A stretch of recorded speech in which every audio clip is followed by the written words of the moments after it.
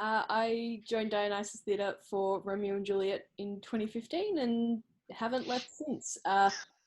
Excitingly, though, this is my first time off the stage and behind the scenes, so my first foray into the crew side of things. I joined Dionysus back in, must have been 2013 then? 14. 14, there you go. As a lowly stage crew, and am now stage manager just about every one of their shows.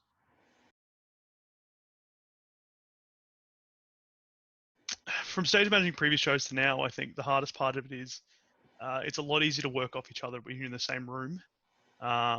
It's a lot easier just to have a quick aside with the director in regards to something, or pull an actor and say, hey, what are you doing here, and this, that, and everything else. Where we're doing it online, for me, it's you've got to message them and get that personal one-on-one with everybody. It's a bit harder. So I think that's from my side. I think that's a lot harder. From a technical perspective, you're trying to run cues through an already online program and things like that. But I think for me, I found the hardest thing to be the Zoom fatigue, especially given that we're using it so much in our day-to-day life as well. Like it's very odd to be in a rehearsal and you're just sitting in the same chair, staring at the same computer screen. Like you sort of lose a bit of the momentum of the rehearsal, I suppose. I think it's required new problem solving. It's that thing of we know the effects that we want to achieve and we know that they're possible because we do them in a physical theatre space. And so then it just becomes that thing of it's like, well, I know that I've got that. How do I convert it? For me, I don't use Zoom a lot. I still work every day, so Zoom for me is still is new and treacherous ground. So yeah, it's been an interesting learning curve.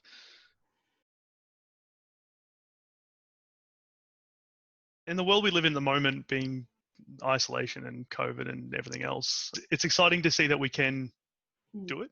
It is uncharted ground for a lot of people, so it's pretty exciting to be, I wouldn't say on the forefront of it, but we're keeping up with the times and still managing to produce what will be a great show. Yeah, and I guess especially with Sock and Buskin in particular, I'm finding like because it's always been our kind of fun end of year festival. It's fantastic that online capabilities have allowed us to put it on this year, despite all of the challenges going on. But the festival itself sort of lends itself to it quite well because it's like it's all just for a bit of fun. Let's see what happens, you know. So it's been really quite exciting to see how it's sort of grown from the ground up. It's good that we can still do this and be connected with people without being in the same room, and possibly even reach more people because we don't have to worry about physical distance anymore for this. We could just, it's online now. Anyone can come from anywhere in the world at any time realistically and watch this. So that's pretty cool. Nerve-wracking, but pretty cool. What we kind of consider to be the worst of times being the times that we're upset or anxious or just bored. The arts is what we fall back on music, on art, on Netflix. For me personally, like I knew I enjoyed live theatre, but I didn't realize how much I enjoyed it until I couldn't go. I hope that what we take from this is that people slow down a bit and they take time to actually enjoy those things that we've maybe just kind of glossed over. You know, you've just listened to music in the car on the way to work or something, but not really appreciated what that is or the work that goes into it, or just put the TV on in the background. I work in an office building, so you know my work was the first sorts of environments impacted by work from home orders and things. I've enjoyed not having a commute. That extra hour of sleep in the morning is fantastic. I appreciate that every single day. But especially right at the start, I had a fantastic manager. We were doing a little like 5 to 10 minute Zoom call every afternoon just to keep in contact with everyone and see people's faces, and that morphed to Friday fun days where we'd have a theme and everyone dresses up, and you know, one of those things was wear the oldest thing in your wardrobe, and some people were wearing things older than me.